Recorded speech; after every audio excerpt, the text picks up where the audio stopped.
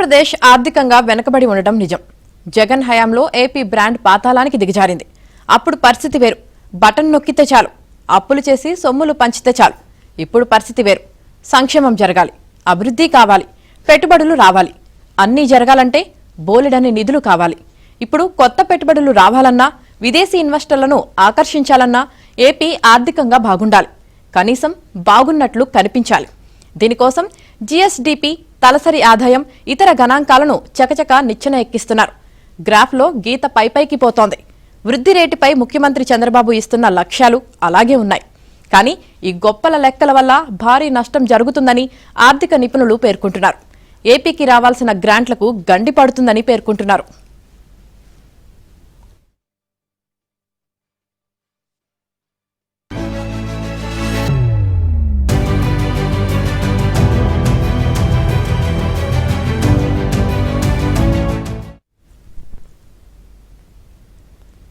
ఆదాయంలో కేంద్ర పన్నుల్లో వాటా చాలా కీలకం. గతంలో ఏపీ నుంచి వసూలైన కేంద్ర పన్నుల్లో నేరుగా 42% తిరిగి ఇచ్చేవారు. 2005 నుంచి ఈ పద్ధతి మార్చారు.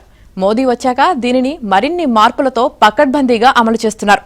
దేశవ్యాప్తంగా అన్ని రాష్ట్రాల నుంచి వచ్చిన కేంద్ర పన్నుల్లో 42% వాటా పరిగణలోకి తీసుకుని ఆయా రాష్ట్రాల ఆర్థిక వెనుకబాటు ఆధారంగా ఆ మొత్తాన్ని పంచుతున్నారు. అందుకే కేంద్ర పన్నుల్లో తక్కువ వాటా వస్తోంది. ఆర్థిక సంఘం విధి విధానాల ప్రకారమే ఈ వాటాలను నిర్ణయిస్తారు.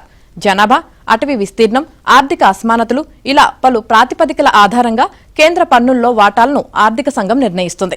ఇందులో ఆర్థిక అసమానతలు అనే ప్రాతిపదికకు 45% వాటా ఇస్తోంది. వెనుకబడి ఉన్నామని గణాంకాల్లో చెప్పుకోకపోవడంతో కేంద్ర పన్నుల్లో వాటాకు భారీగా కోత పడుతోంది. ఇప్పటికైనా గణాంకాల్లో అసలు పరిస్థితిని వివరిస్తున్నారా అంటే అదీ లేదు.